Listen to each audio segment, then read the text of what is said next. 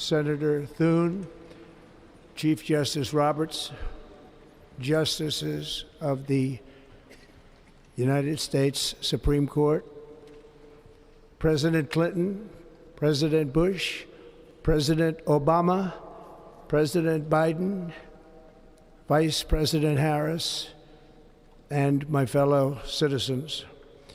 The golden age of America begins right now.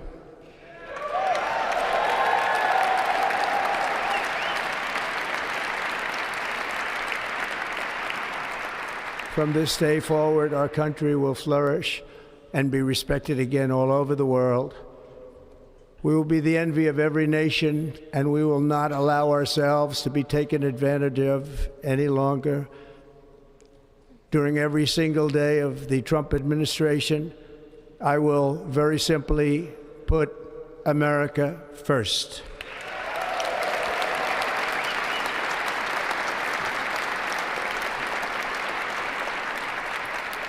Our sovereignty will be reclaimed. Our safety will be restored. The scales of justice will be rebalanced. The vicious, violent, and unfair weaponization of the Justice Department and our government will end.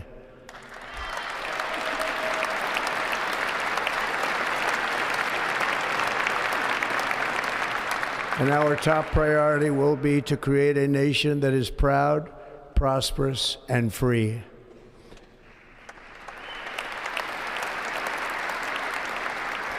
America will soon be greater, stronger, and far more exceptional than ever before. I return to the presidency confident and optimistic that we are at the start of a thrilling new era of national success. A tide of change is sweeping the country, sunlight is pouring over the entire world, and America has the chance to seize this opportunity like never before. But first, we must be honest about the challenges we face. While they are plentiful, they will be annihilated by this great momentum that the world is now witnessing in the United States of America. As we gather today, our government confronts a crisis of trust. For many years, a radical and corrupt establishment has extracted power and wealth from our citizens while the pillars of our society lay broken and seemingly in complete disrepair. We now have a government that cannot manage even a simple crisis at home, while at the same time stumbling into a continuing catalog of catastrophic events abroad. It fails to protect our magnificent, law-abiding American citizens, but provides sanctuary and protection for dangerous criminals, many from prisons and mental institutions that have illegally entered our country from all over the world. We have a government that has given unlimited funding to the defense of foreign borders, but refuses to defend American borders or, more importantly, its own people. Our country can no longer deliver basic services in times of emergency, as recently shown by the wonderful people of North Carolina, been treated so badly.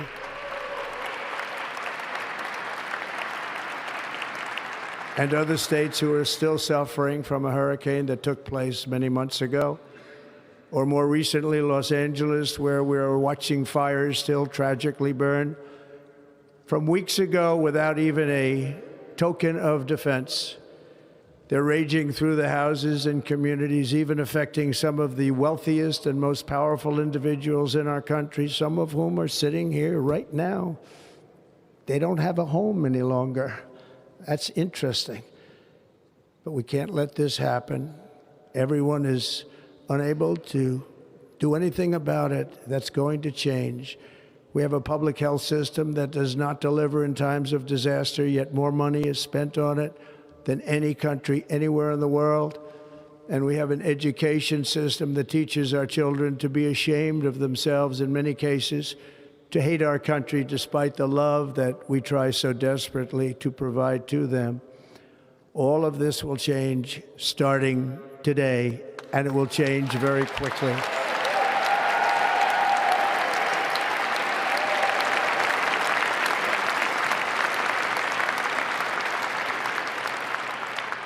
My recent election is a mandate to completely and totally reverse a horrible betrayal and all of these many betrayals that have taken place, and to give the people back their faith, their wealth, their democracy, and indeed their freedom. From this moment on, America's decline is over.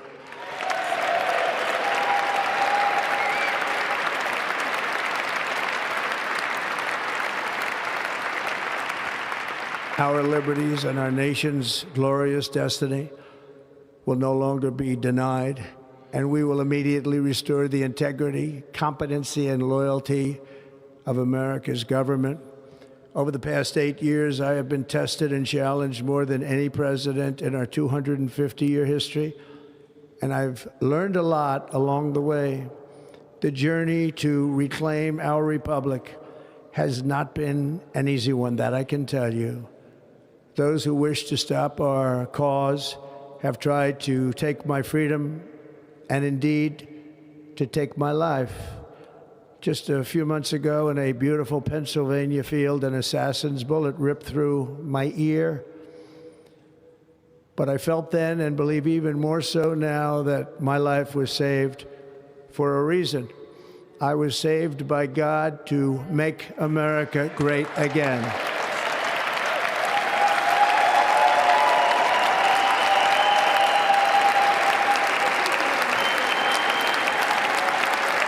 Thank you.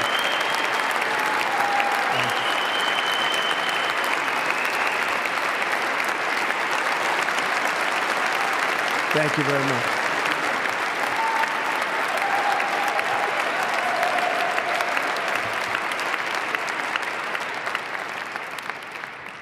That is why each day under our administration of American patriots, we will be working to meet every crisis with dignity and power and strength.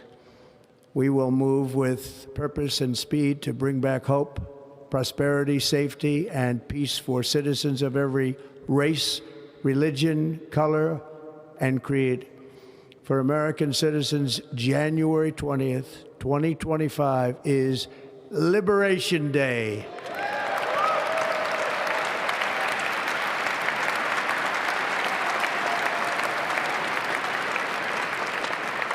It is my hope that our recent presidential election will be remembered as the greatest and most consequential election in the history of our country.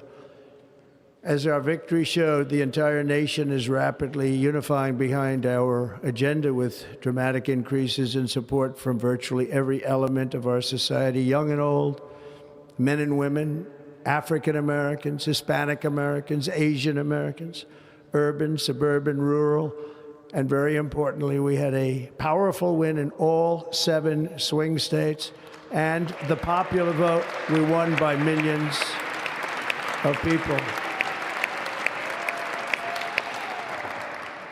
To the Black and Hispanic communities, I want to thank you for the tremendous outpouring of love and trust that you have shown me with your vote. We set records, and I will not forget it. I've heard your voices in the campaign, and I look forward to working with you in the years to come.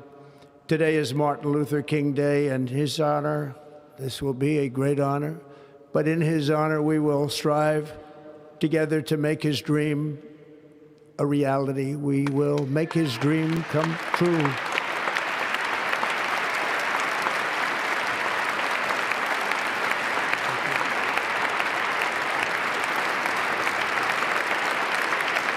Thank you. Thank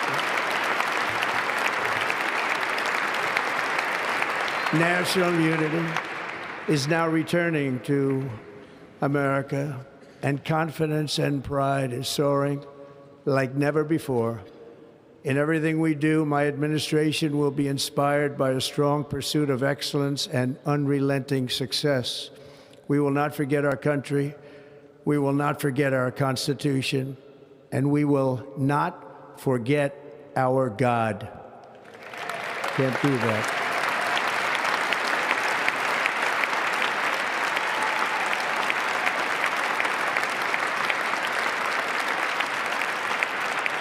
Today, I will sign a series of historic executive orders. With these actions, we will begin the complete restoration of America and the revolution of common sense. It's all about common sense. First, I will declare a national emergency at our southern border.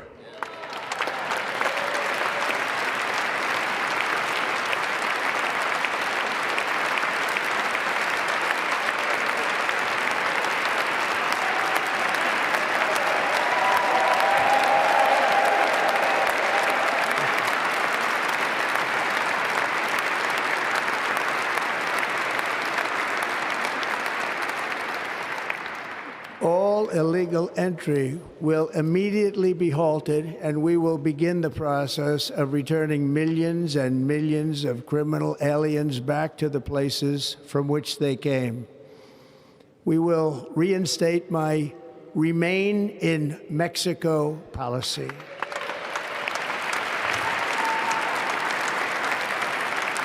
I will end the practice of catch and release. And I will send troops to the southern border to repel the disastrous invasion of our country.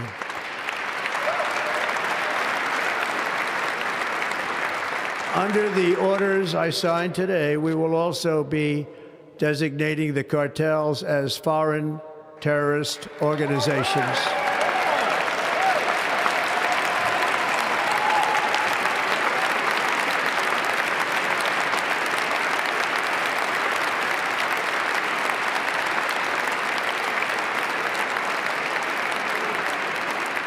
And by invoking the Alien Enemies Act of 1798, I will direct our government to use the full and immense power of federal and state law enforcement to eliminate the presence of all foreign gangs and criminal networks, bringing devastating crime to U.S. soil, including our cities and inner cities.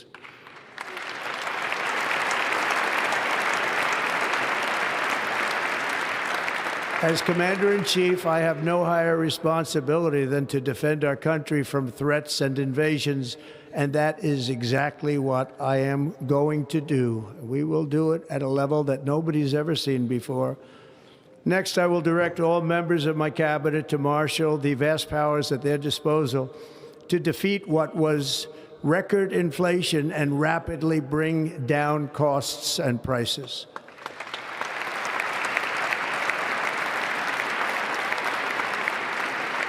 The inflation crisis was caused by massive overspending and escalating energy prices, and that is why today I will also declare a national energy emergency. We will drill, baby, drill.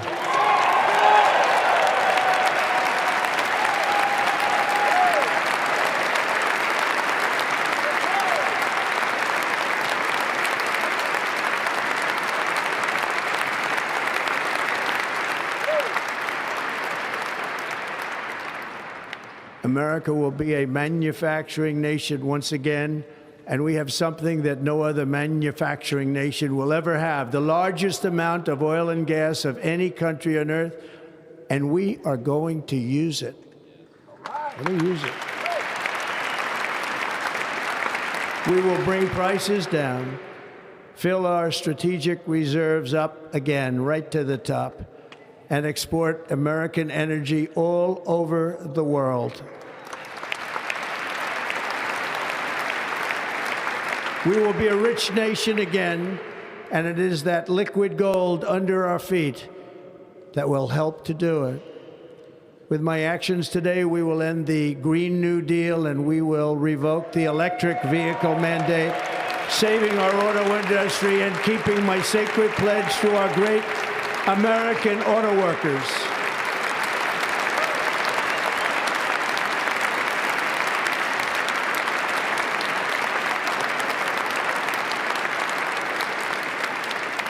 In other words, you'll be able to buy the car of your choice. We will build automobiles in America again at a rate that nobody could have dreamt possible just a few years ago. And thank you to the auto workers of our nation for your inspiring vote of confidence. We did tremendously with their vote. I will immediately begin the overhaul of our trade system to protect American workers and families. Instead of taxing our citizens to enrich other countries, we will tariff and tax foreign countries to enrich our citizens.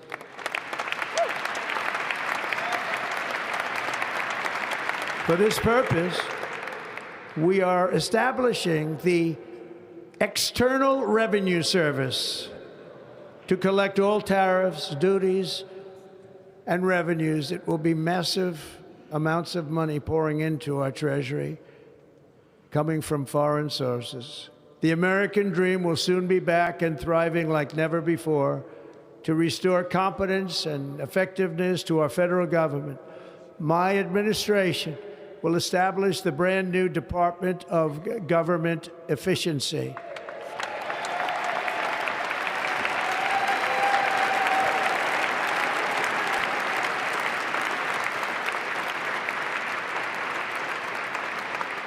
After years and years of illegal and unconstitutional federal efforts to restrict free expression, I will also sign an executive order to immediately stop all government censorship and bring back free speech to America.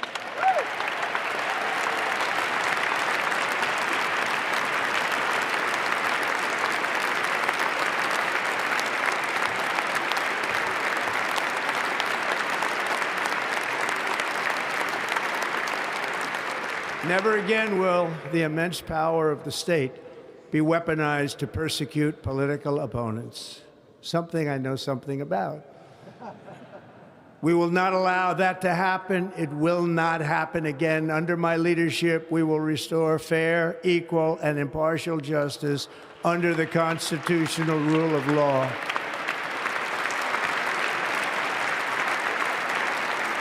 And we are going to bring law and order back to our cities.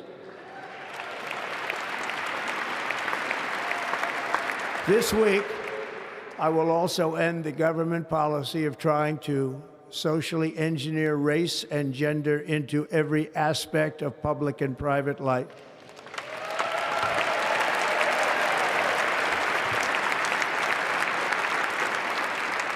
We will forge a society that is colorblind and merit-based.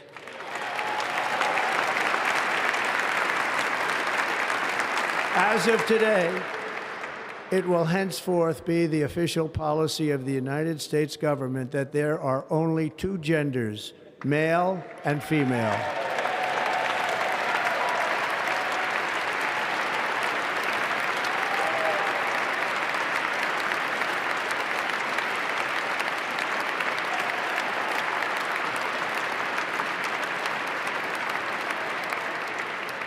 This week, I will reinstate any service members who were unjustly expelled from our military for objecting to the COVID vaccine mandate with full back pay.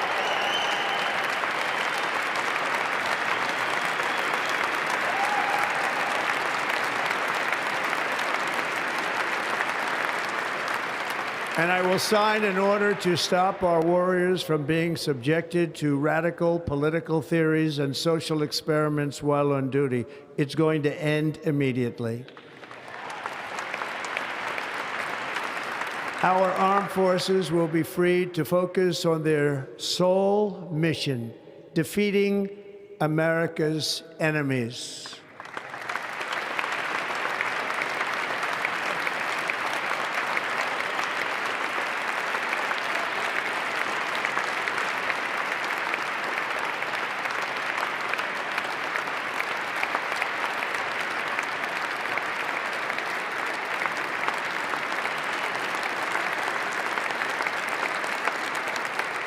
Like in 2017, we will again build the strongest military the world has ever seen.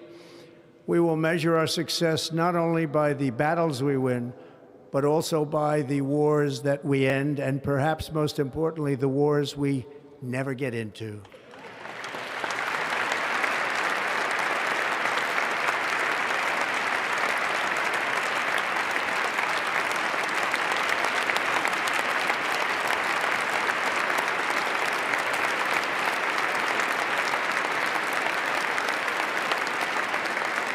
My proudest legacy will be that of a peacemaker and unifier. That's what I want to be, a peacemaker and a unifier. I'm pleased to say that as of yesterday, one day before I assumed office, the hostages in the Middle East are coming back home to their families.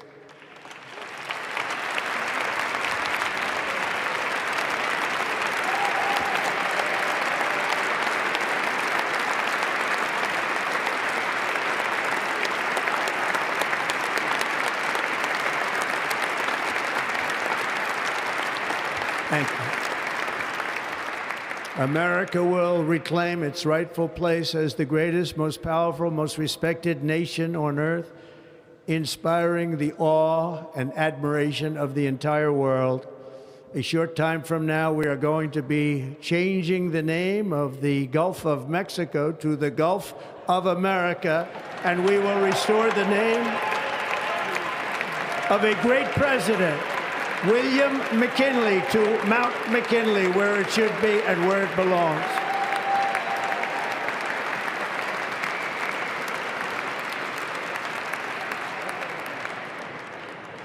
President McKinley made our country very rich through tariffs and through talent.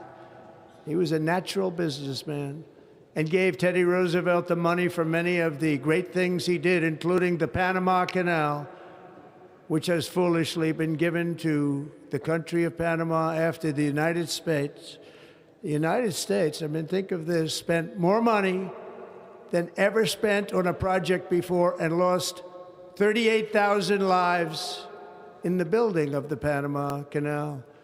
We have been treated very badly from this foolish gift that should have never been made, and Panama's promise to us has been broken. The purpose of our deal and the spirit of our treaty has been totally violated. American ships are being severely overcharged and not treated fairly in any way, shape, or form, and that includes the United States Navy.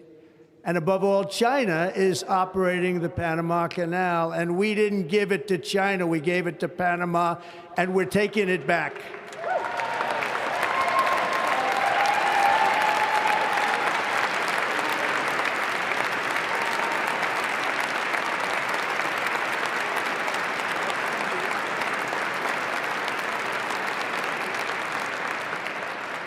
Above all, my message to Americans today is that it is time for us to once again act with courage, vigor, and the vitality of history's greatest civilization. So as we liberate our nation, we will lead it to new heights of victory and success. We will not be deterred. Together we will end the chronic disease epidemic and keep our children safe, healthy, and disease-free. The United States will once again consider itself a growing nation, one that increases our wealth, expands our territory, builds our cities, raises our expectations, and carries our flag into new and beautiful horizons. And we will pursue our manifest destiny into the stars, launching American astronauts to plant the stars and stripes on the planet Mars.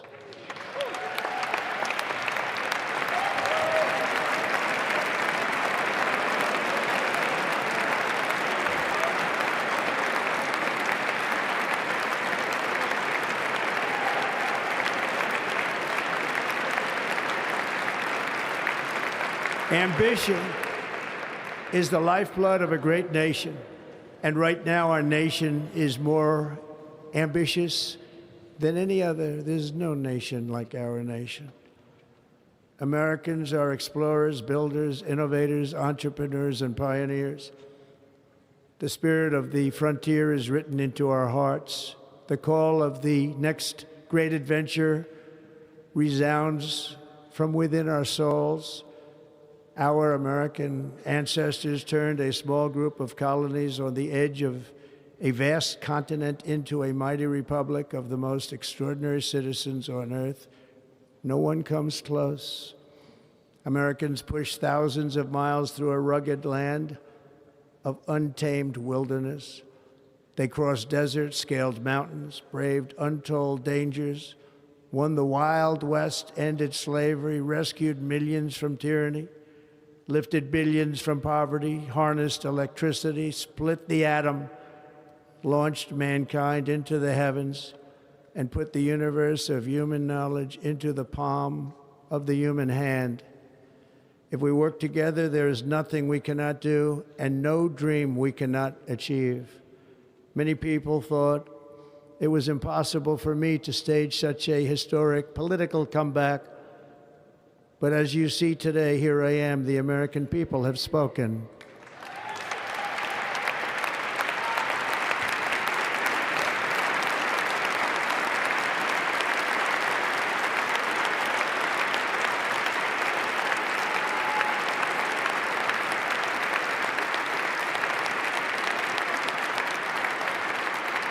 I stand before you now as proof that you should never believe that something is impossible to do. In America, the impossible is what we do best.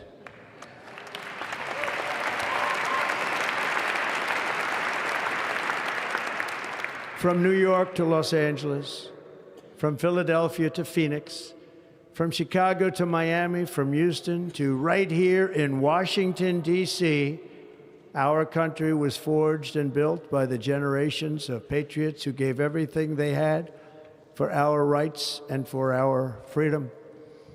They were farmers and soldiers, cowboys and factory workers, steel workers and coal miners, police officers and pioneers who pushed onward, marched forward, and let no obstacle defeat their spirit or their pride. Together they laid down the railroads, raised up the skyscrapers, built great highways, won 2 world wars, defeated fascism and communism, and triumphed over every single challenge that they faced.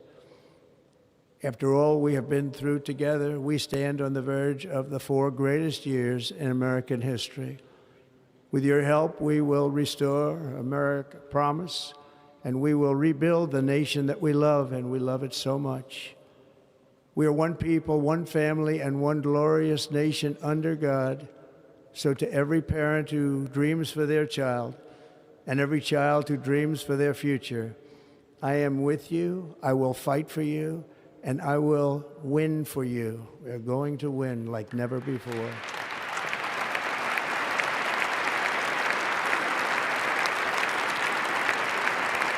Thank you.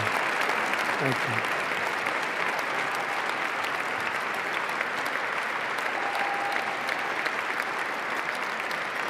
Thank you.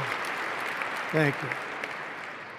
In recent years, our nation has suffered greatly, but we are going to bring it back and make it great again, greater than ever before. We will be a nation like no other, full of compassion, courage, and exceptionalism. Our power will stop all wars and bring a new spirit of unity to a world that has been angry, violent, and totally unpredictable. America will be respected again and admired again, including by people of religion, faith, and goodwill. We will be prosperous. We will be proud. We will be strong, and we will win like never before. We will not be conquered. We will not be intimidated. We will not be broken, and we will not fail. From this day on, the United States of America will be a free, sovereign, and independent nation. We will stand bravely. We will live proudly. We will dream boldly, and nothing will stand in our way because we are Americans. The future is ours, and our golden age has just begun. Thank you. God bless America. Thank you all. Thank you. Thank you very much. Thank you very much. Thank you.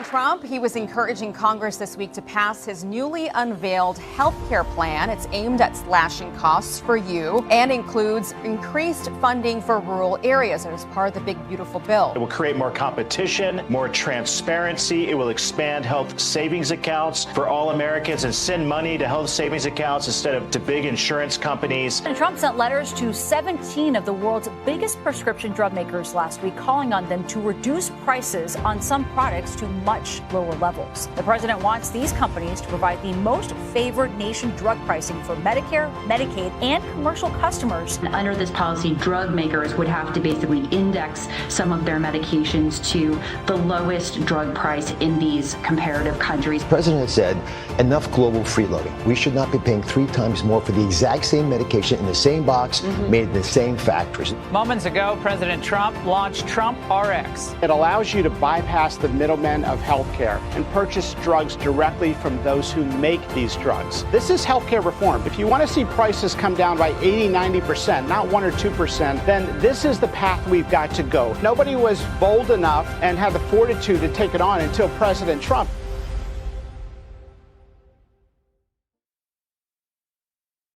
Visit TrumpRx.gov. Search for your prescription drug on the Trump RX website. Marvel at the price you now pay versus what you used to pay. Call your pharmacist with your Trump RX coupon code and easily order your prescription. Now, enjoy healthcare at the greatest price.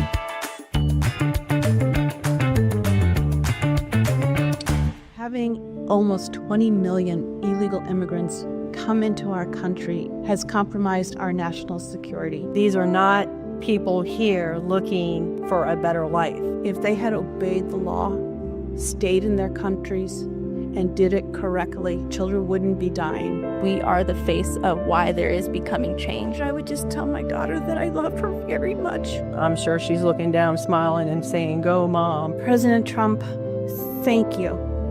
Thank you for listening to my cry. I'm so encouraged about these next 4 years.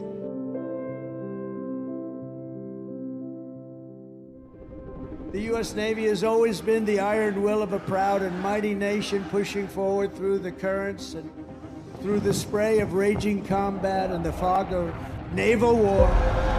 From the American Revolution until today, the story of the U.S. Navy is a tale of loyalty, sacrifice, and commitment stretching back 250 years. The Navy has never failed to hunt, kill, and to win. Through it all, the United States Navy has kept the stars and stripes soaring high and proud above. You've conquered raging oceans and braved ferocious storms to vanquish America's enemies. America's Navy never, ever gives up the ship. We own the skies, we stalk the depths, and we rule the seas. God bless the United States Navy.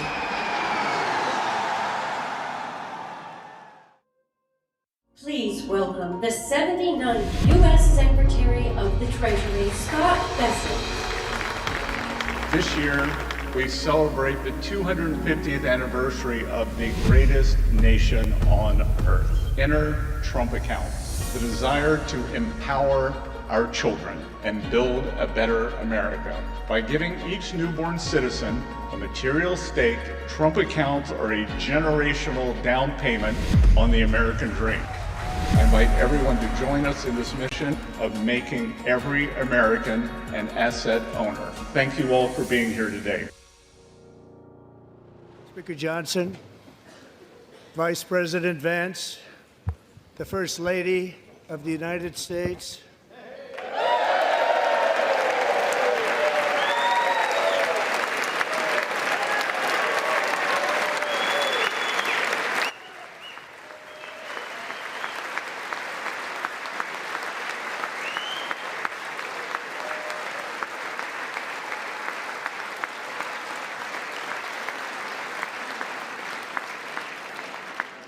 members of the United States Congress, thank you very much. And to my fellow citizens, America is back.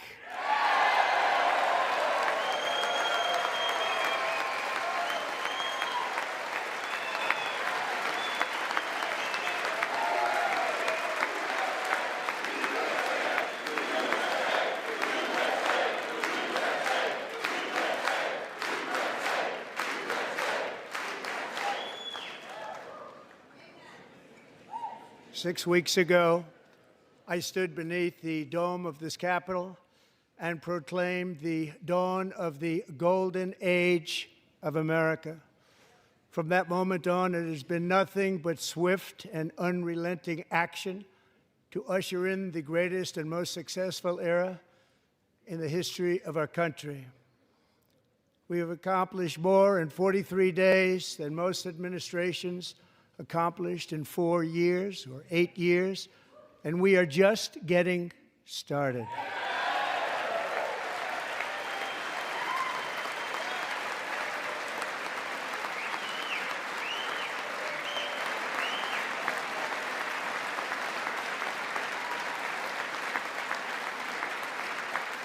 Thank you.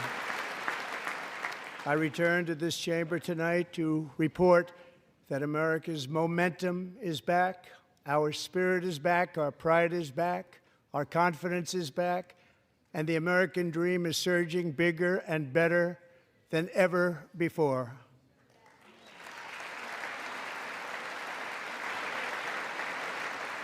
The American dream is unstoppable, and our country is on the verge of a comeback, the likes of which the world has never witnessed and perhaps will never witness again.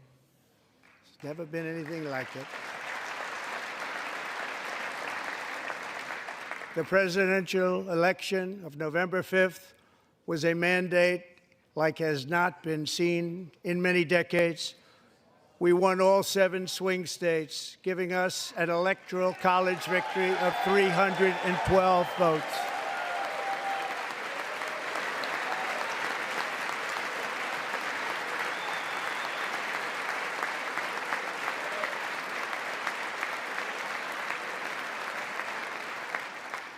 We won the popular vote by big numbers and won counties in our country.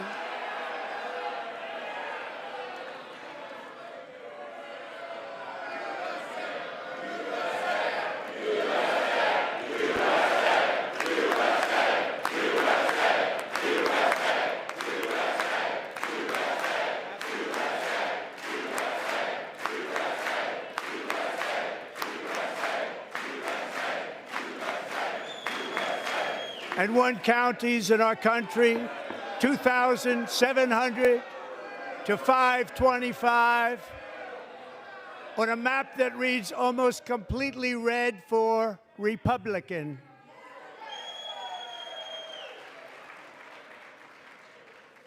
Now, for the first time in modern history, more Americans believe that our country is headed in the right direction than the wrong direction. In fact, it's an astonishing record, 27-point swing, the most ever.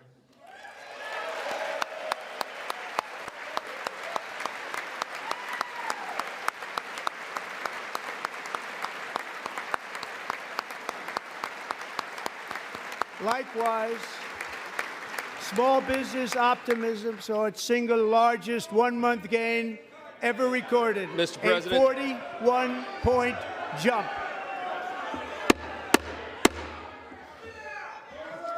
Members are directed to uphold and maintain decorum in the House and to cease any further disruptions. That's your warning.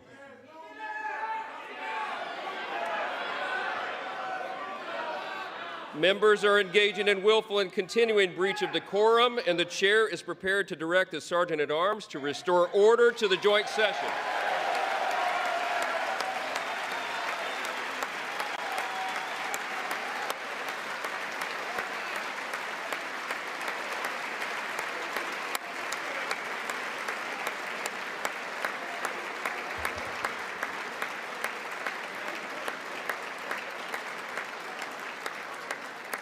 Mr. Green, take your seat.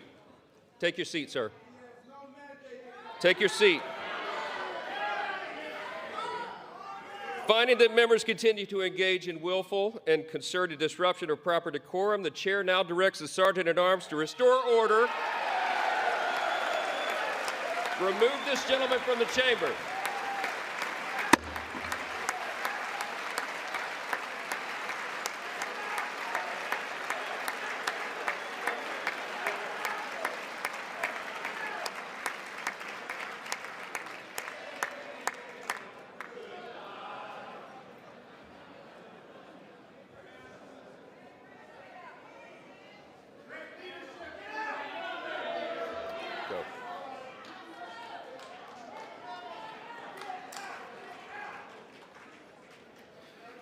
Members are directed to uphold and maintain decorum in the House. Mr. President, you continue. Thank you. Over the past 6 weeks, I have signed nearly 100 executive orders and taken more than 400 executive actions, a record to restore common sense, safety, optimism, and wealth all across our wonderful land. The people elected me to do the job, and I'm doing it.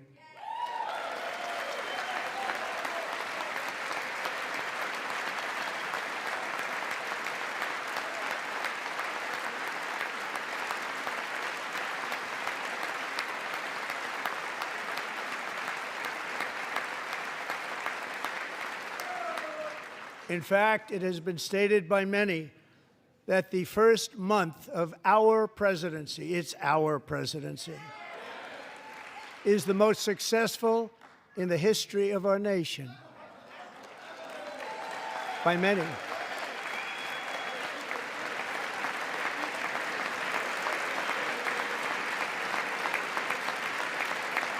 And what makes it even more impressive is that, do you know who number 2 is? George Washington. How about that? How about that? I don't know about that list, but we'll take it. Within hours of taking the oath of office, I declared a national emergency on our southern border, and I deployed the U.S. military and Border Patrol to repel the invasion of our country. And what a job they've done.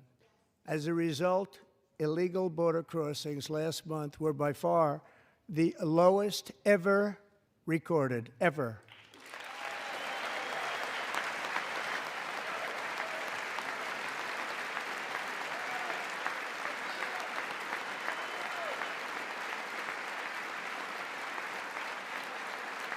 They heard my words and they chose not to come. Much easier that way.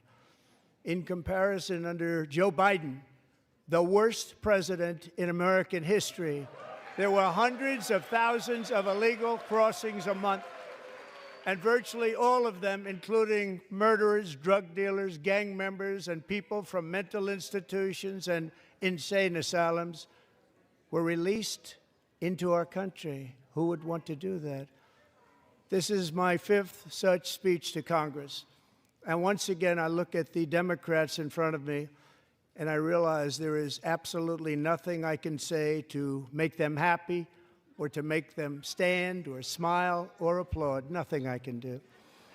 I could find a cure to the most devastating disease, a disease that would wipe out entire nations, or announce the answers to the greatest economy in history, or the stoppage of crime to the lowest levels ever recorded.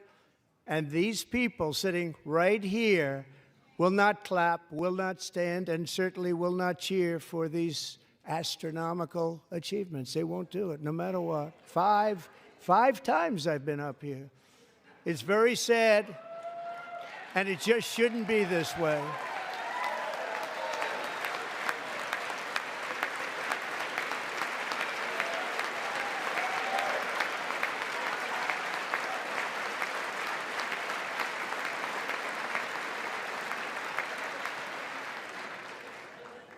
So Democrats sitting before me, for just this one night, why not join us in celebrating so many incredible wins for America? For the good of our nation, let's work together and let's truly make America great again.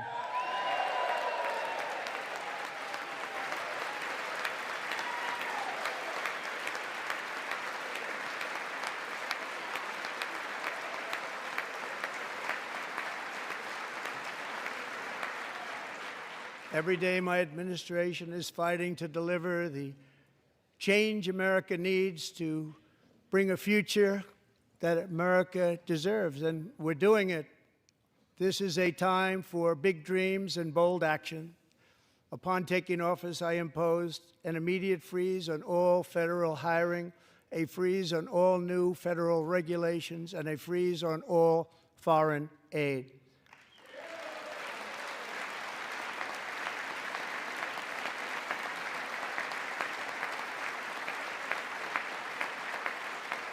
I terminated the ridiculous Green New Scam. I withdrew from the unfair Paris Climate Accord, which was costing us trillions of dollars that other countries were not paying. I withdrew from the corrupt World Health Organization.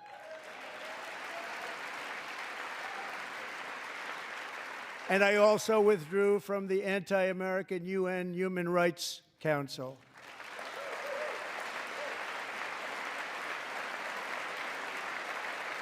We ended all of Biden's environmental restrictions that were making our country far less safe and totally unaffordable. And importantly, we ended the last administration's insane electric vehicle mandate, saving our auto workers and companies from economic destruction.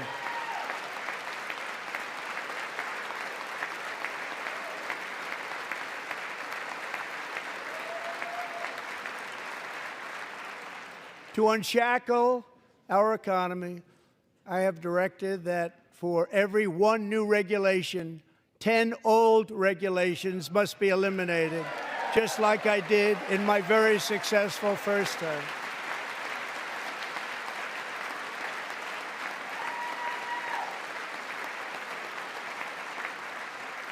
And in that first term, we set records on ending unnecessary rules and regulations like no other president had done before.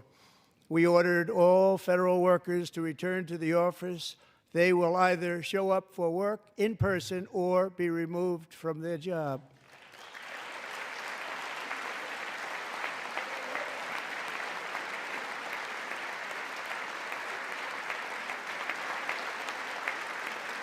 And we have ended weaponized government where, as an example, a sitting president is allowed to viciously prosecute his political opponent, like me. How did that work out? Not too good. Not too good.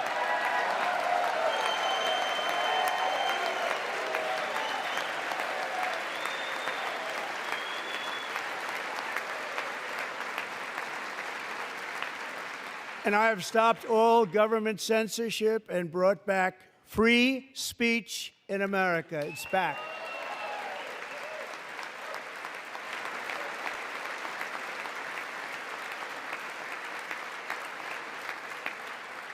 And 2 days ago, I signed an order making English the official language of the United States of America.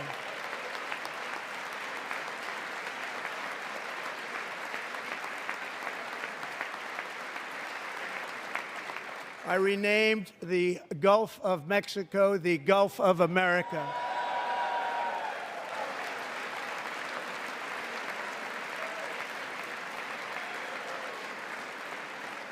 And likewise, I renamed, for a great president, William McKinley, Mount McKinley again. Beautiful Alaska. We love Alaska. We've ended the tyranny of so-called diversity, equity, and inclusion policies all across the entire federal government and indeed the private sector and our military. And our country will be woke no longer.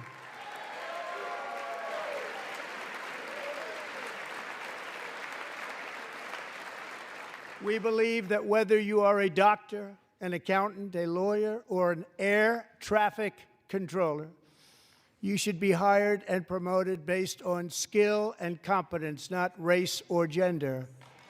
Very important.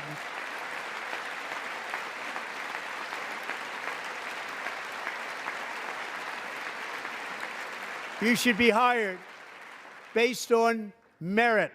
And the Supreme Court, in a brave and very powerful decision, has allowed us to do so. Thank you. Thank you very much. Thank you. We have removed the poison of critical race theory from our public schools, and I signed an order making it the official policy of the United States government that there are only two genders, male and female.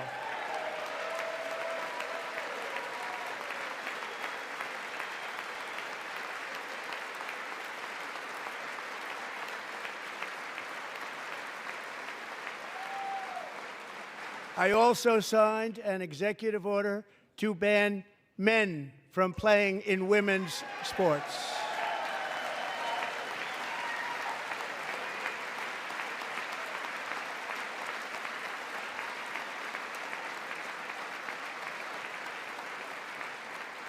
Three years ago, Peyton McNabb was an all-star high school athlete, one of the best, preparing for a future in college sports.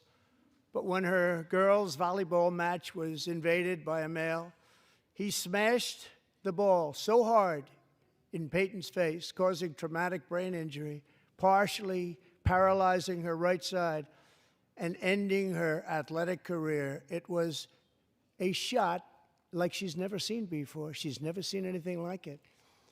Peyton is here tonight in the gallery, and Peyton, from now on, schools will kick the men off the girls' team, or they will lose all federal funding.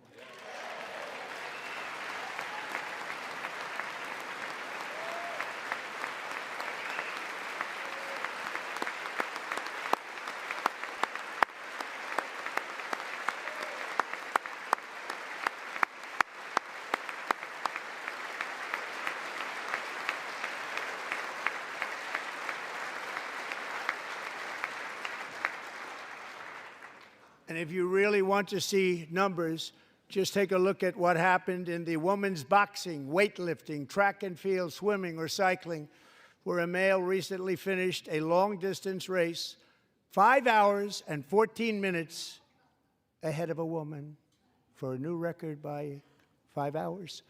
Broke the record by 5 hours.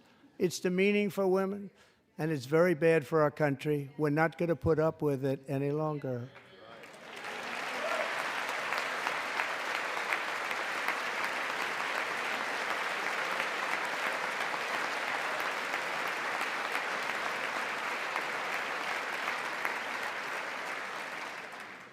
What I have just described is only a small fraction of the common sense revolution that is now, because of us, sweeping the entire world. Common sense has become a common theme, and we will never go back. Never. Never going to let that happen. Among my very highest priorities is to rescue our economy and get dramatic and immediate relief to working families. As you know, we inherited from the last administration an economic catastrophe and an inflation nightmare. Their policies drove up energy prices, pushed up grocery costs, and drove the necessities of life out of reach for millions and millions of Americans. They've never had anything like it. We suffered the worst inflation in 48 years, but perhaps even in the history of our country. They're not sure. As president, I'm fighting every day to reverse this damage and make America affordable again.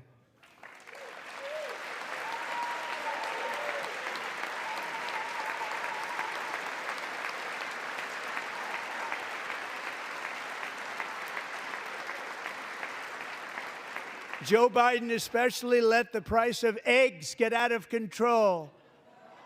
The egg price is out of control, and we're working hard to get it back down. Secretary, do a good job on that. You inherited a total mess from the previous administration.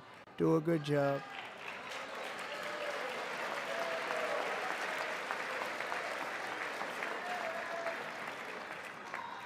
A major focus of our fight to defeat inflation is rapidly reducing the cost of energy.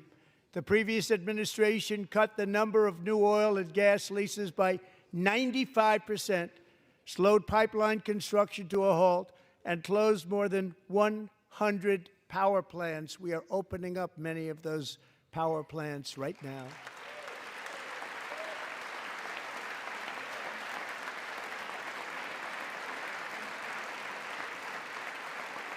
And frankly, we have never seen anything like it. That's why on my first day in office, I declared a national energy emergency. As you've heard me say many times, we have more liquid gold under our feet than any nation on earth, and by far. And now I fully authorize the most talented team ever assembled to go and get it. It's called Drill, Baby, Drill.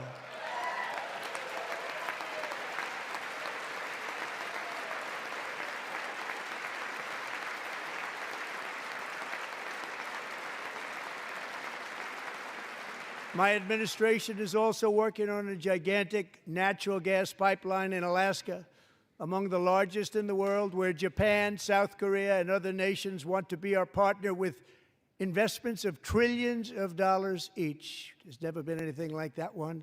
It will be truly spectacular. It's all set to go. The permitting is gotten.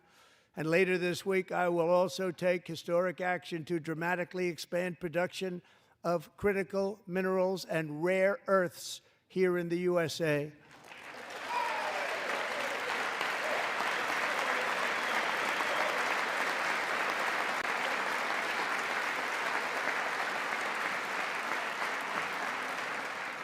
To further combat inflation, we will not only be reducing the cost of energy, but will be ending the flagrant waste of taxpayer dollars.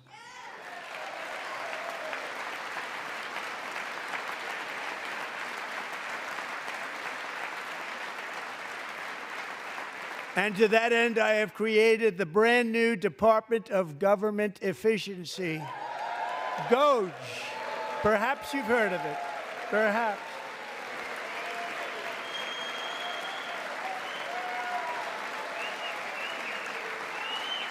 Which is headed by Elon Musk, who is in the gallery tonight.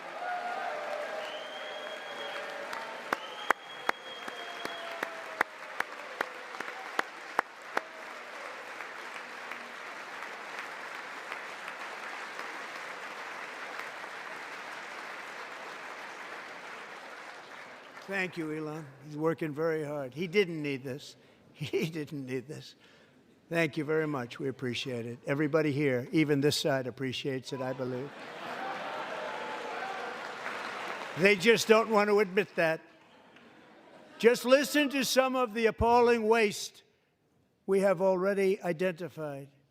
$22 billion from HHS to provide free housing and cars for illegal aliens.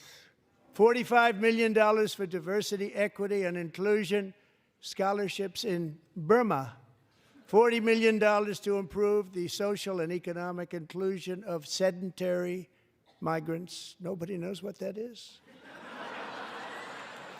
$8 million to promote LGBTQI+ in the African nation of Lesotho, which nobody has ever heard of.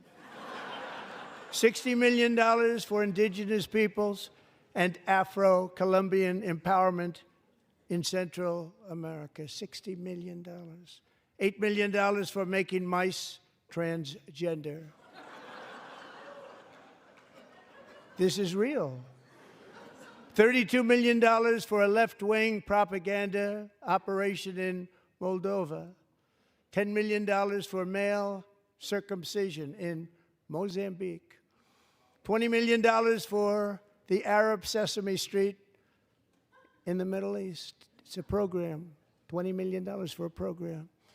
$1.9 billion to recently created Decarbonization of Homes Committee, headed up, and we know she's involved. Just at the last moment, the money was passed over by a woman named Stacey Abrams. Have you ever heard of her? A $3.5 million consulting contract for lavish fish monitoring. $1.5 million for voter confidence in Liberia. $14 million for social cohesion in Mali. $59 million for illegal alien hotel rooms in New York City. He's a real estate developer. He's done very well. $250,000 to increase vegan local climate action innovation in Zambia. $42 million for social and behavior change in Uganda. $14 million for improving public procurement in Serbia. $47 million for improving learning outcomes in Asia.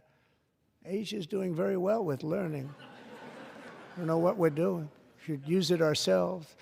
And $101 million for DEI contracts at the Department of Education, the most ever paid, nothing even like it. Under the Trump administration, all of these scams, and they're far worse, but I didn't think it was appropriate to talk about them. They're so bad. Many more have been found out and exposed and swiftly terminated by a group of very intelligent, mostly young people, headed up by Elon, and we appreciate it. We found hundreds of billions of dollars of fraud.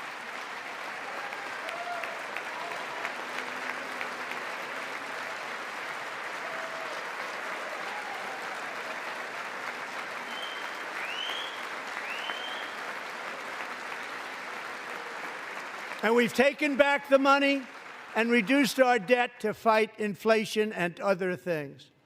Taken back a lot of that money. We got it just in time. This is just the beginning. The Government Accountability Office, a federal government office, has estimated annual fraud of over $500 billion in our nation, and we are working very hard to stop it. We're going to. We're also identifying shocking levels of incompetence and probable fraud in the Social Security program for our seniors, and that our seniors and people that we love rely on.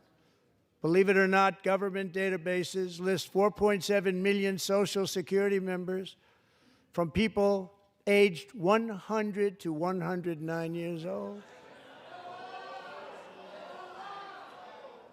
It lists 3.6 million people from ages 110 to 119. I don't know any of them. I know some people that are rather elderly, but not quite that elderly.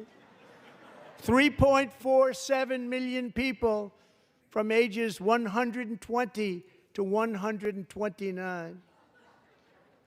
3.9 million people from ages 130 to 139. 3.5 million people from ages 140 to 149. And money is being paid to many of them, and we're searching right now. In fact, Pam, good luck. Good luck. You're going to find it. But a lot of money is paid out to people because it just keeps getting paid, and nobody does, and it really hurts Social Security and hurts our country. 1.3 million people from ages 150 to 159, and over 130,000 people, according to the Social Security databases, are age over 160 years old. We have a healthier country than I thought, Bobby.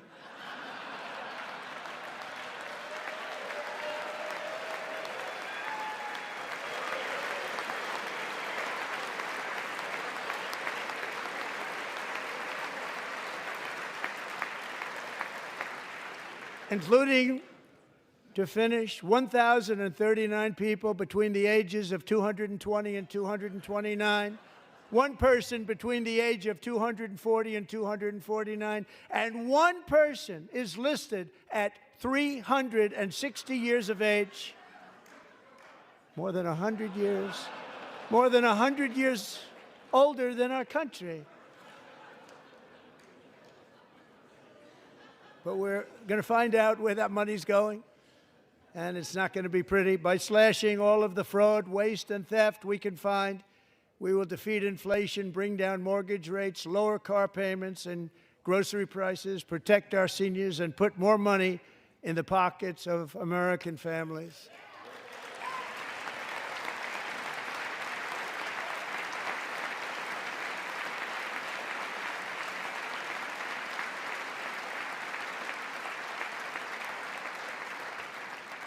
And today, interest rates took a beautiful drop, big, beautiful drop. It's about time. And in the near future, I want to do what has not been done in 24 years, balance the federal budget. We're going to balance it.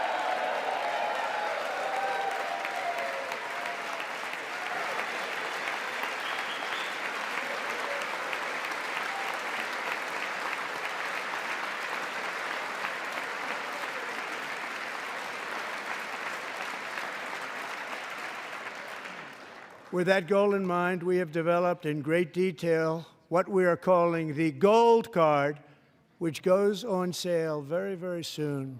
For $5 million, we will allow the most successful job-creating people from all over the world to buy a path to U.S. citizenship. It's like the green card, but better and more sophisticated.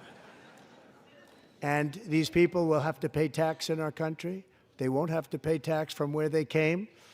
The money that they've made, you wouldn't want to do that, but they have to pay tax, create jobs. They'll also be taking people out of colleges and paying for them so that we can keep them in our country instead of having them being forced out.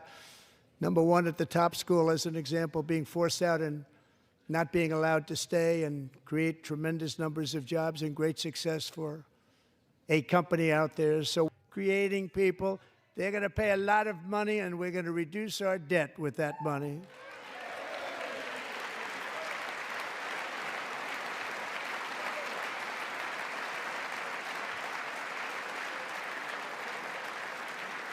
Americans have given us a mandate for bold and profound change. For nearly 100 years, the federal bureaucracy has grown until it has crushed our freedoms, ballooned our deficits, and held back America's potential in every possible way. The nation founded by pioneers and risk-takers now drowns under millions and millions of pages of regulations and debt. Approvals that should take 10 days to get instead take 10 years, 15 years, and even 20 years before you're rejected. Meanwhile, we have hundreds of thousands of federal workers who have not been showing up to work. My administration will reclaim power from this unaccountable bureaucracy, and we will restore true democracy to America again.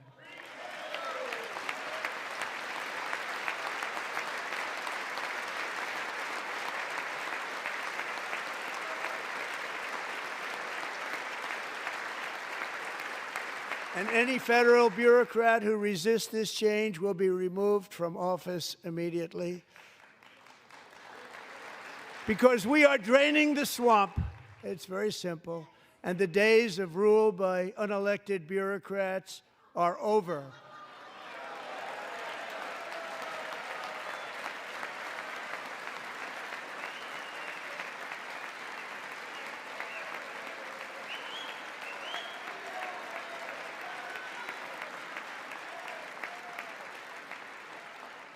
And the next phase of our plan to deliver the greatest economy in history is for this Congress to pass tax cuts for everybody. They're in there. They're waiting for you to vote.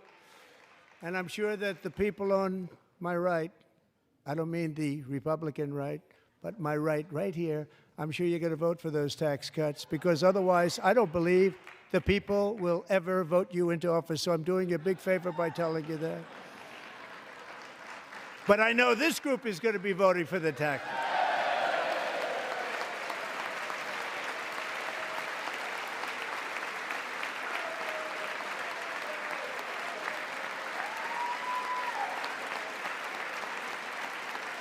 Thank you. It's a very, very big part of our plan. We had tremendous success in our first term with it, a very big part of our plan. We're seeking permanent income tax cuts all across the board. And to get urgently needed relief to Americans hit especially hard by inflation, I'm calling for no tax on tips, no tax on overtime, and no tax on Social Security benefits for our great seniors.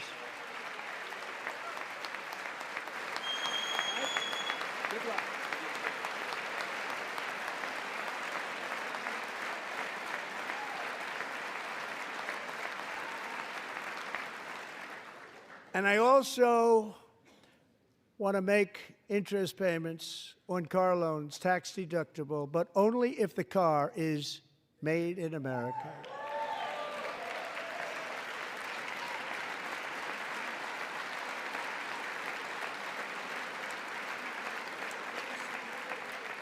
And by the way, we're going to have growth in the auto industry like nobody's ever seen. Plants are opening up all over the place. Deals are being made. Never seen. That's a combination of the election win and tariffs. It's a beautiful word, isn't it? That, along with our other policies, will allow our auto industry to absolutely boom. It's going to boom.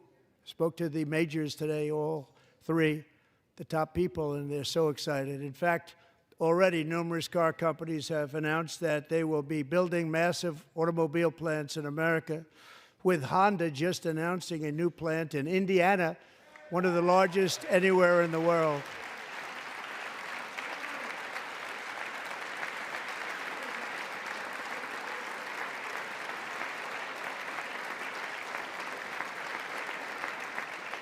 And this has taken place since our great victory on November 5th, a date which will hopefully go down as one of the most important in the history of our country.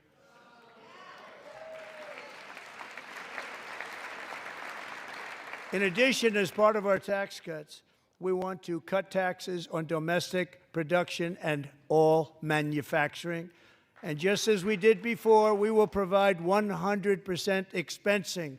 It will be retroactive to January 20th, 2025, and it was one of the main reasons why our tax cuts were so successful in our first term, giving us the most successful economy in the history of our country, first term. We had a great first term.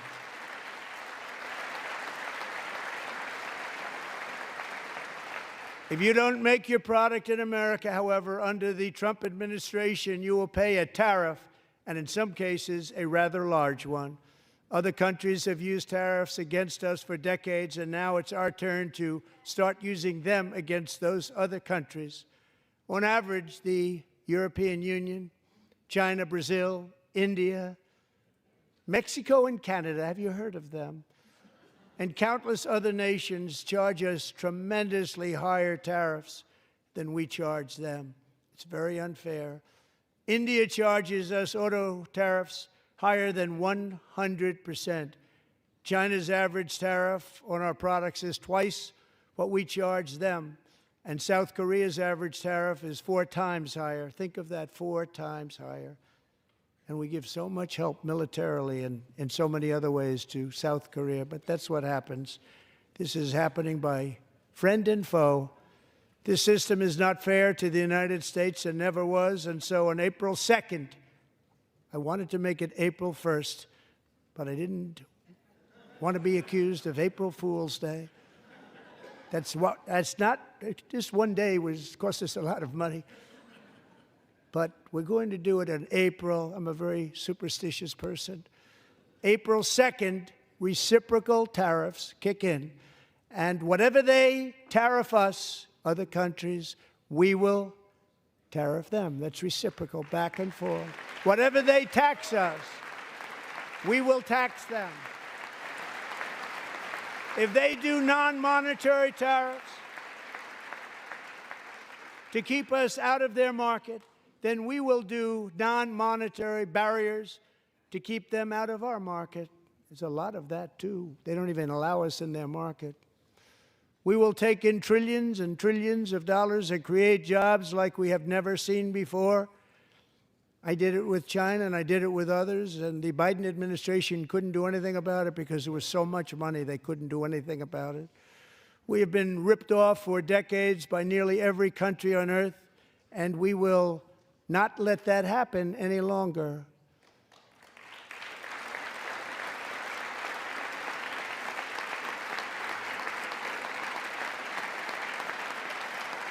Much has been said over the last 3 months about Mexico and Canada, but we have very large deficits with both of them. But even more importantly, they've allowed fentanyl to come into our country at levels never seen before, killing hundreds of thousands of our citizens and many very young, beautiful people, destroying families.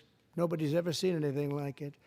They are, in effect, receiving subsidies of hundreds of billions of dollars. We pay subsidies to Canada and to Mexico of hundreds of billions of dollars, and the United States will not be doing that any longer. We're not going to do it any longer.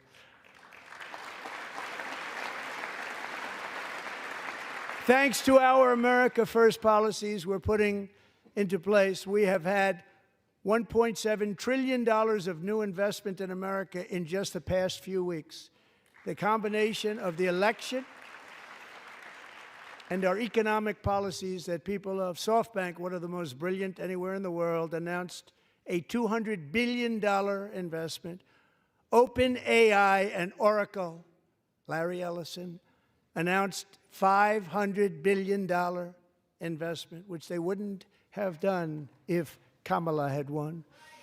Apple announced $500 billion investment. Tim Cook called me. He said, I cannot spend it fast enough. It's going to be much higher than that, I believe. They'll be building their plants here instead of in China. And just yesterday, Taiwan Semiconductor, the biggest in the world, most powerful in the world, has a tremendous amount, 97% of the market, announced a $165 billion investment to build the most powerful chips on earth right here in the USA.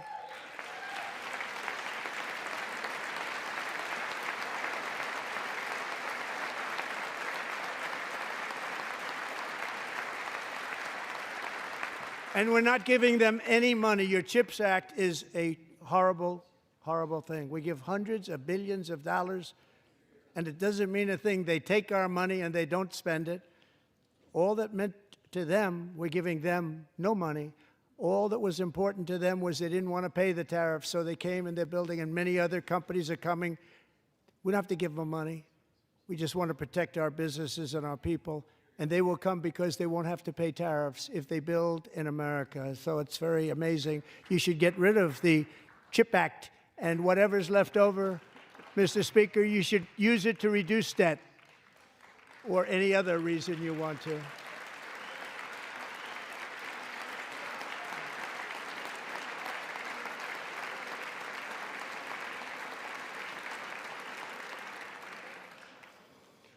Our new trade policy will also be great for the American farmer. I love the farmer, who will now be selling into our home market, the USA, because nobody is going to be able to compete with you. Because those goods that come in from other countries and companies, they're really in a bad position in so many different ways. They're uninspected. They may be very dirty and disgusting, and they come in and they pour in, and they hurt our American farmers. The tariffs will go on agricultural product coming into America, and our farmers, starting on April 2nd, it may be a little bit of an adjustment period. We had that before when I made the deal with China, $50 billion of purchases, and I said, just bear with me, and they did. They did. Probably have to bear with me again, and this will be even better. That was great. The problem with it was that Biden didn't enforce it. He didn't enforce it. $50 billion of purchases, and we were doing great, but Biden did not enforce it, and it hurt our farmers. But our farmers are going to have a field day right now. So to our farmers, have a lot of fun. I love you too. I love you too. It's all going to happen.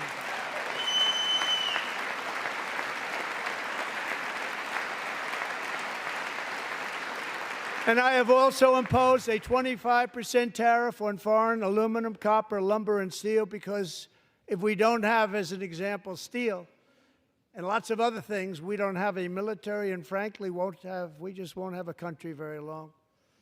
Here today is a proud American steelworker, fantastic person from Decatur, Alabama, Jeff Denard. Has been working at the same steel plant for 27 years in a job that has allowed him to serve as the captain of his local volunteer fire department, raise 7 children with his beautiful wife, Nicole, and over the years provide a loving home for more than 40 foster children. So great, Jeff.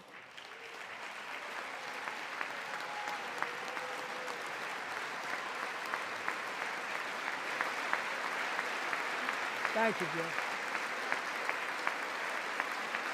Thank you, Jeff.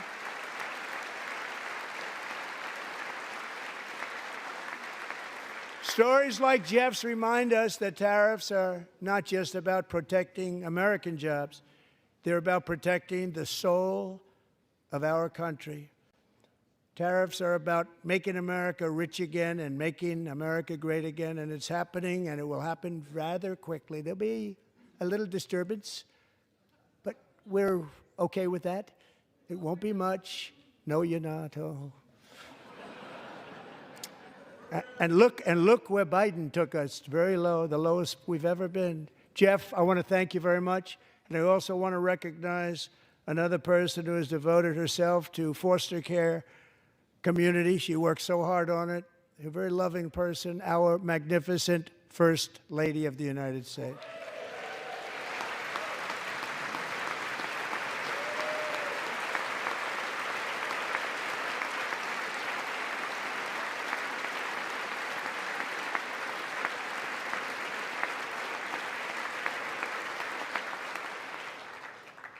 Melania's work has yielded incredible results, helping prepare our nation's future leaders as they enter the workforce.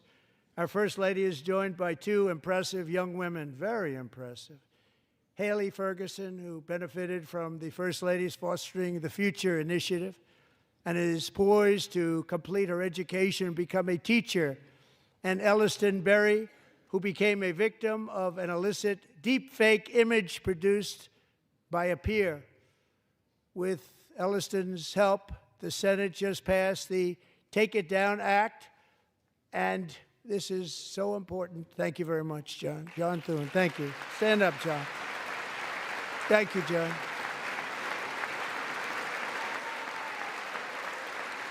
Thank you all very much.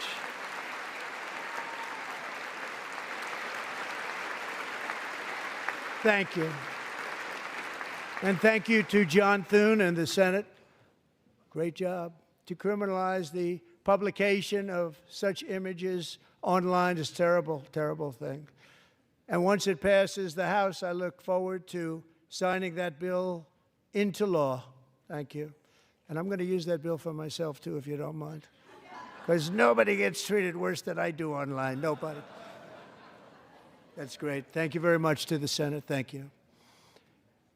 But if we truly care about protecting Americans' children, no step is more crucial than securing America's borders. Over the past 4 years, 21 million people poured into the United States. Many of them were murderers, human traffickers, gang members, and other criminals from the streets of dangerous cities all throughout the world. Because of Joe Biden's insane and very dangerous open border policies, they are now strongly embedded in our country, but we are getting them out and getting them out fast.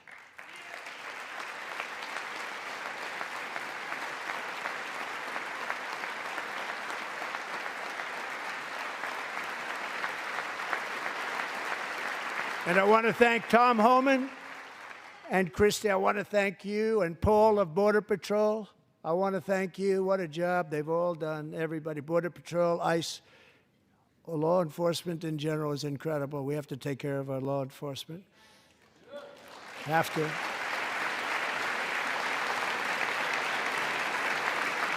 Last year,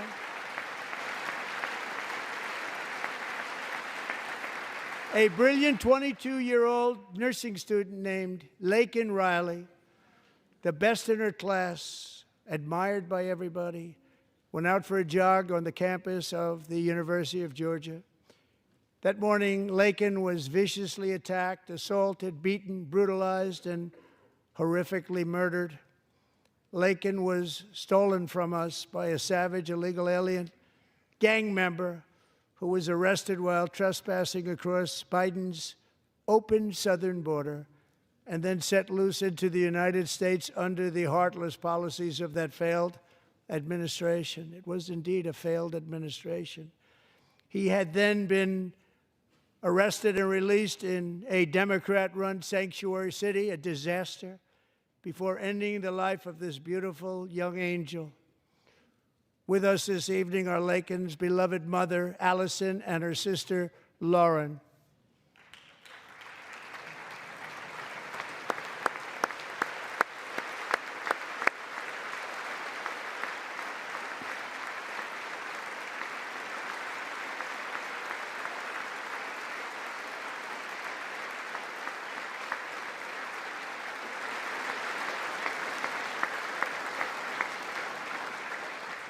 Last year, I told Laken's grieving parents that we would ensure their daughter would not have died in vain. That's why the very first bill I signed into law as your 47th president mandates the detention of all dangerous criminal aliens who threaten public safety. It's a very strong, powerful act.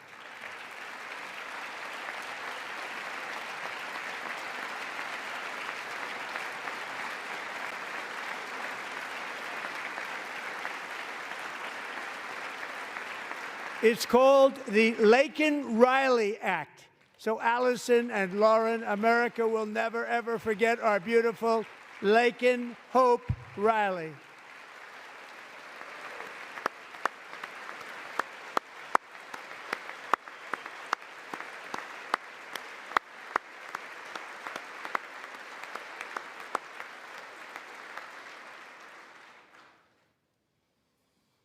Thank you very much. Since taking office, my administration has launched the most sweeping border and immigration crackdown in American history, and we quickly achieved the lowest numbers of illegal border crossers ever recorded. Thank you.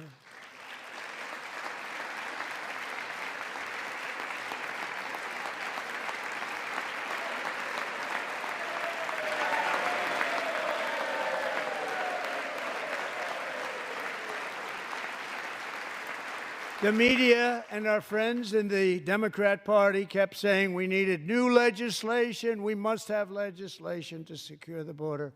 But it turned out that all we really needed was a new president.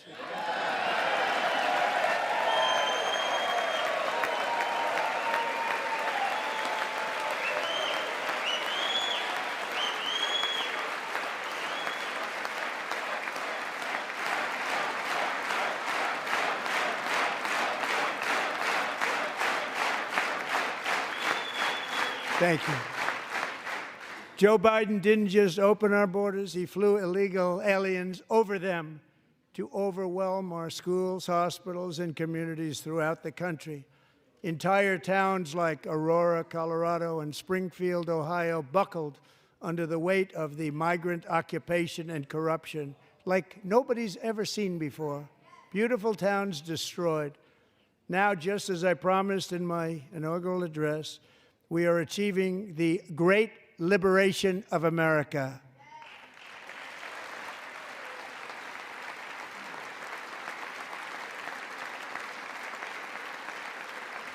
But there still is much work to be done. Here tonight is a woman I have gotten to know, Alexis Nungari from Houston. Wonderful woman. Last June, Alexis's 12-year-old daughter, her precious Jocelyn, walked to a nearby convenience store. She was kidnapped, tied up, assaulted for 2 hours under a bridge, and horrifically murdered. Arrested and charged with this heinous crime are 2 illegal alien monsters from Venezuela, released into America by the last administration through their ridiculous open border. The death of this beautiful 12-year-old girl and the agony of her mother and family touched our entire nation greatly. Alexis, I promised that we would always remember your daughter, your magnificent daughter, and earlier tonight I signed an order keeping my word to you. One thing I have learned about Jocelyn is that she loved animals so much. She loved nature. Across Galveston Bay, from where Jocelyn lived in Houston, you will find a magnificent national wildlife refuge, a pristine, peaceful, 34,000-acre sanctuary for all of God's creatures on the edge of the Gulf of America. Alexis, moments ago, I formally renamed that refuge in loving memory of your beautiful daughter, Jocelyn. So, Mr. Vice President, if you would, may I have the order?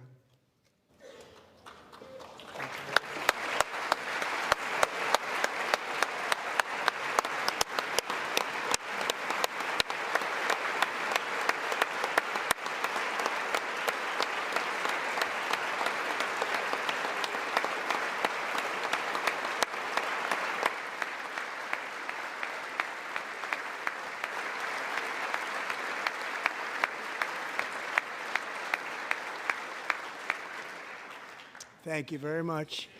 All three savages charged with Jocelyn and Lakin's murders were members of the Venezuelan prison gang, the toughest gang, they say, in the world, known as Tren de Aragua. 2 weeks ago, I officially designated this gang, along with MS-13 and the bloodthirsty Mexican drug cartels, as foreign terrorist organizations.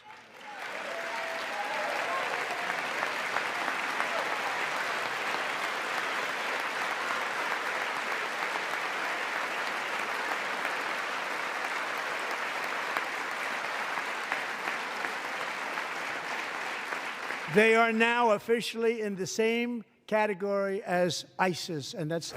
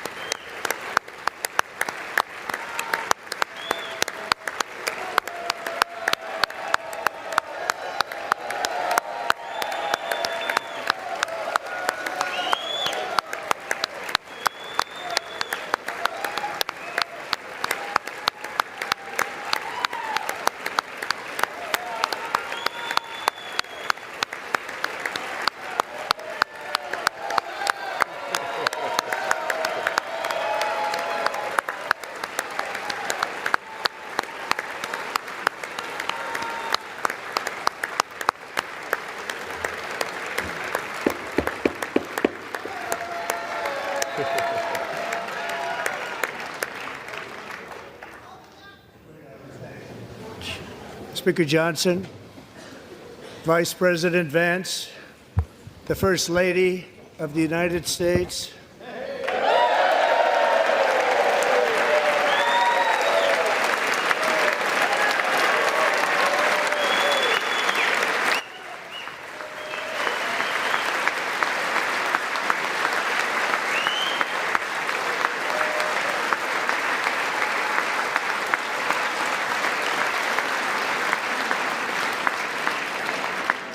members of the United States Congress, thank you very much, and to my fellow Citizens, America is back.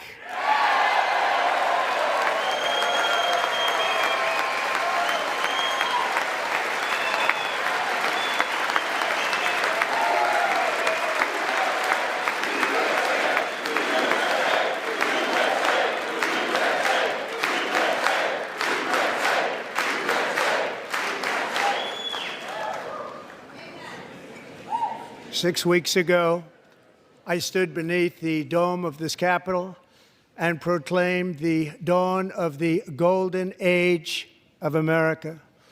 From that moment on, it has been nothing but swift and unrelenting action to usher in the greatest and most successful era in the history of our country.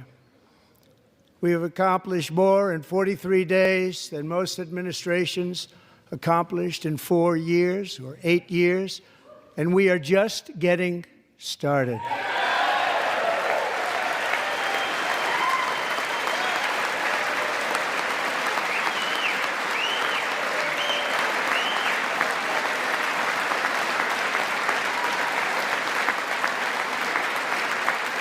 Thank you. I return to this chamber tonight to report that America's momentum is back, our spirit is back, our pride is back, our confidence is back, and the American dream is surging bigger and better than ever before.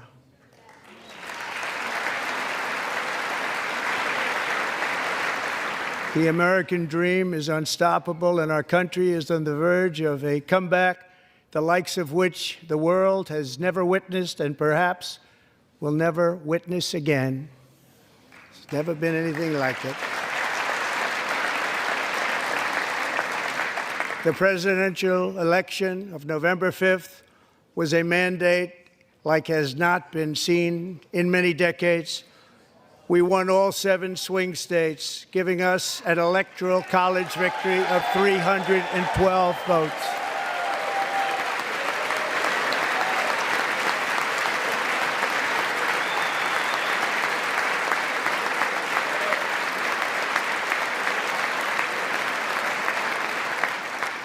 We won the popular vote by big numbers and won counties in our country.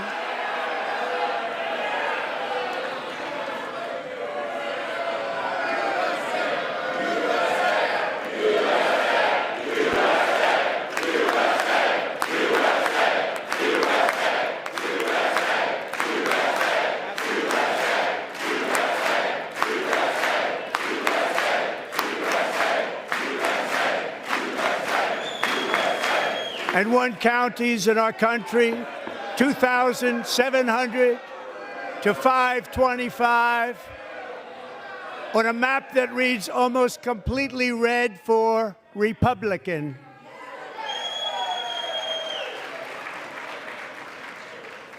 Now, for the first time in modern history, more Americans believe that our country is headed in the right direction than the wrong direction. In fact, it's an astonishing record, 27-point swing, the most ever.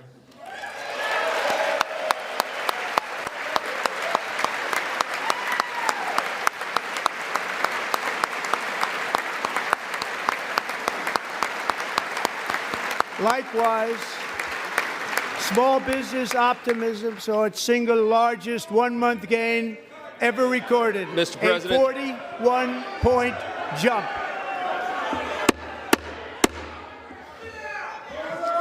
Members are directed to uphold and maintain decorum in the House and to cease any further disruptions. That's your warning.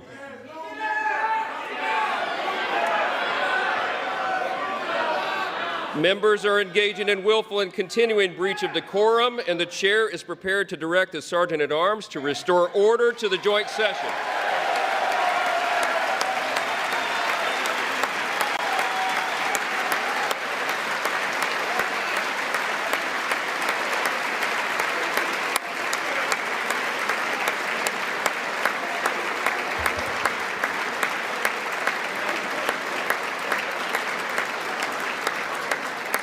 Mr. Green, take your seat. Take your seat, sir. Take your seat. Finding that members continue to engage in willful and concerted disruption of proper decorum, the chair now directs the Sergeant-at-Arms to restore order. Remove this gentleman from the chamber.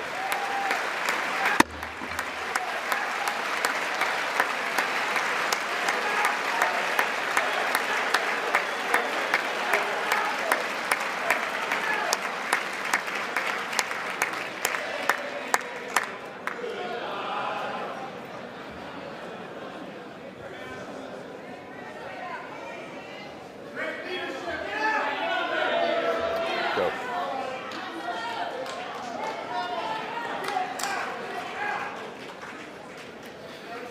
Members are directed to uphold and maintain decorum in the House. Mr. President, you continue. Thank you.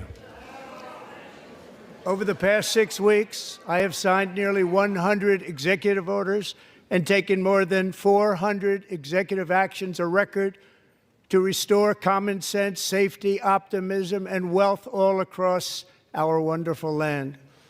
The people elected me to do the job, and I'm doing it.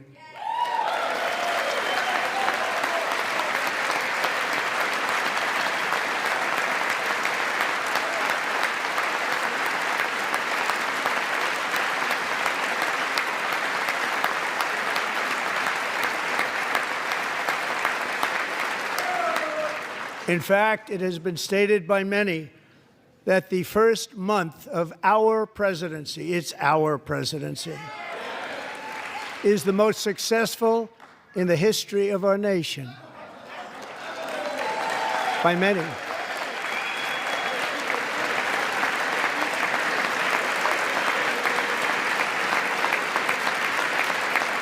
And what makes it even more impressive is that, do you know who number 2 is? George Washington. How about that? How about that? I don't know about that list, but we'll take it. Within hours of taking the oath of office, I declared a national emergency on our southern border, and I deployed the U.S. military and Border Patrol to repel the invasion of our country. And what a job they've done. As a result, illegal border crossings last month were by far the lowest ever recorded, ever.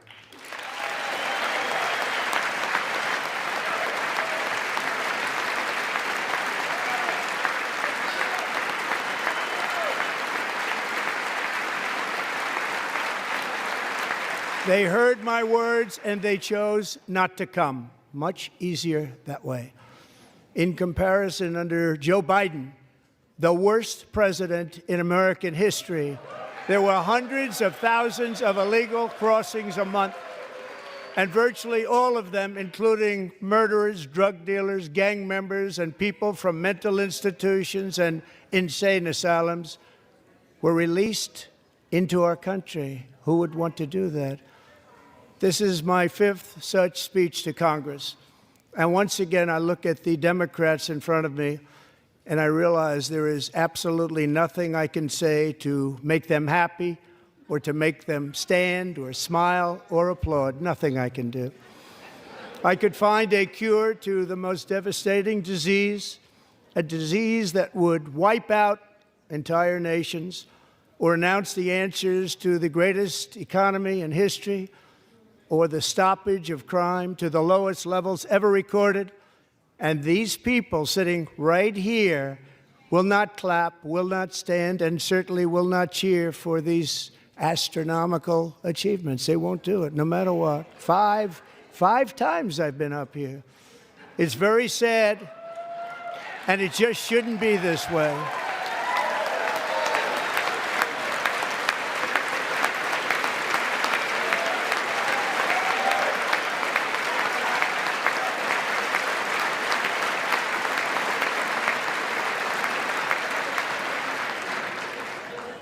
So Democrats sitting before me, for just this one night, why not join us in celebrating so many incredible wins for America? For the good of our nation, let's work together and let's truly make America great again.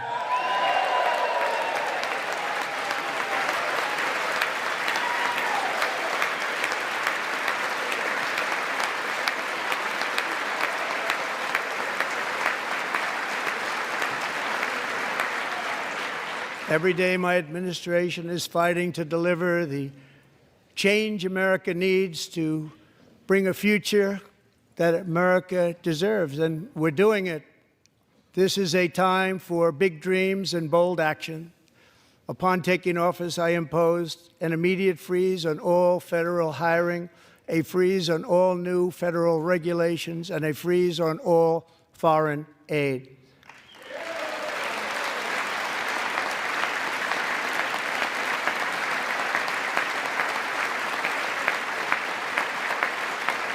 I terminated the ridiculous Green New Scam.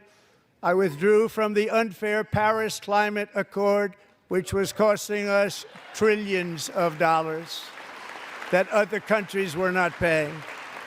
I withdrew from the corrupt World Health Organization.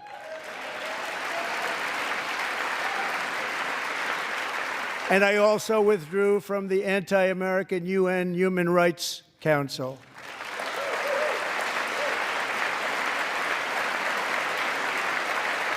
We ended all of Biden's environmental restrictions that were making our country far less safe and totally unaffordable. And importantly, we ended the last administration's insane electric vehicle mandate, saving our auto workers and companies from economic destruction.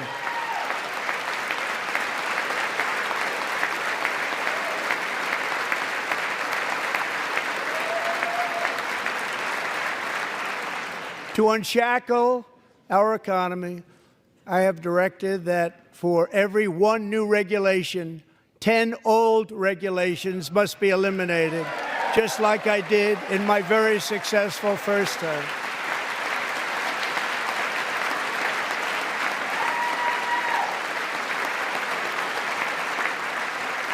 And in that first term, we set records on ending unnecessary rules and regulations like no other president had done before. We ordered all federal workers to return to the office. They will either show up for work in person or be removed from their job.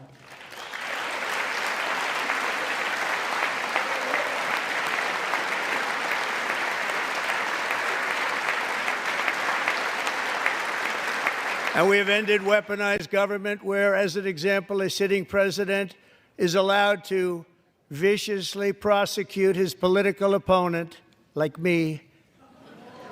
How did that work out? Not too good. Not too good.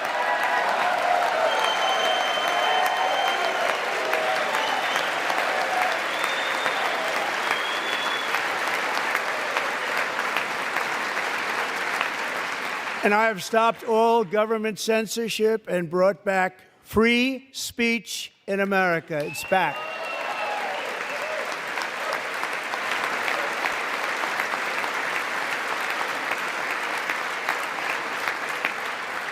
And 2 days ago, I signed an order making English the official language of the United States of America.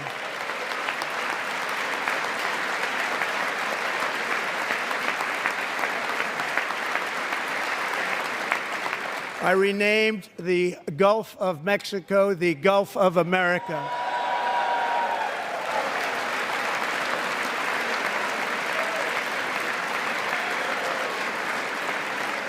And likewise, I renamed, for a great president, William McKinley, Mount McKinley again. Beautiful Alaska. We love Alaska. We've ended the tyranny of so-called diversity, equity, and inclusion policies all across the entire federal government and indeed the private sector and our military. And our country will be woke no longer.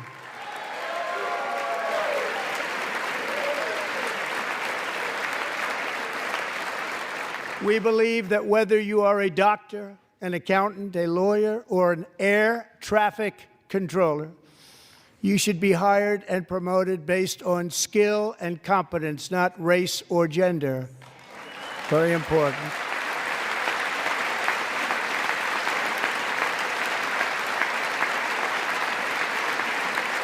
You should be hired based on merit. And the Supreme Court, in a brave and very powerful decision, has allowed us to do so. Thank you. Thank you very much. Thank you. We have removed the poison of critical race theory from our public schools, and I signed an order making it the official policy of the United States government that there are only two genders, male and female.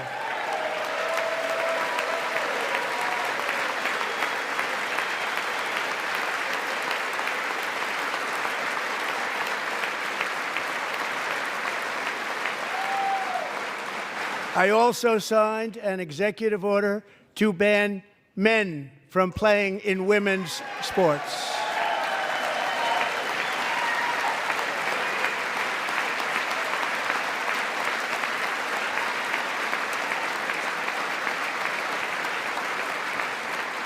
Three years ago, Peyton McNabb was an all-star high school athlete, one of the best, preparing for a future in college sports. But when her girls' volleyball match was invaded by a male, he smashed the ball so hard in Peyton's face, causing traumatic brain injury, partially paralyzing her right side and ending her athletic career. It was a shot like she's never seen before. She's never seen anything like it. Peyton is here tonight in the gallery, and Peyton, from now on, schools will kick the men off the girls' team, or they will lose all federal funding.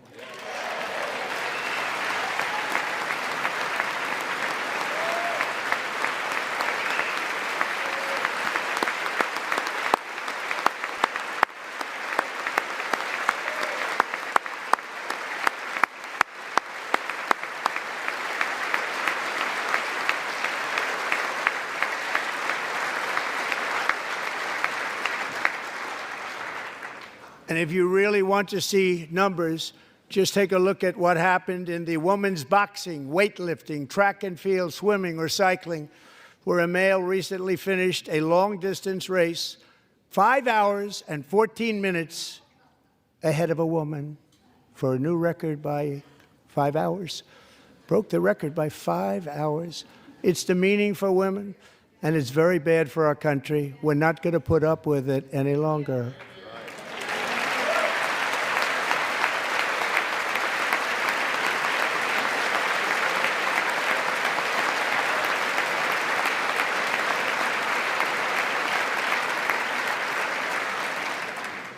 What I have just described is only a small fraction of the common sense revolution that is now, because of us, sweeping the entire world.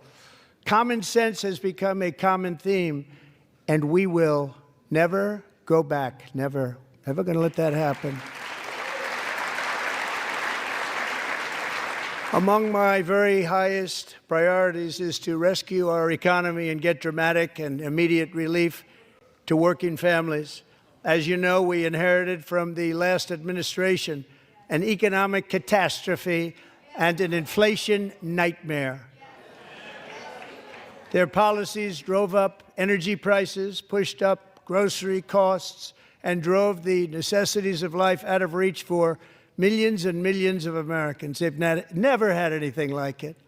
We suffered the worst inflation in 48 years, but perhaps even in the history of our country. They're not sure. As president, I'm fighting every day to reverse this damage and make America affordable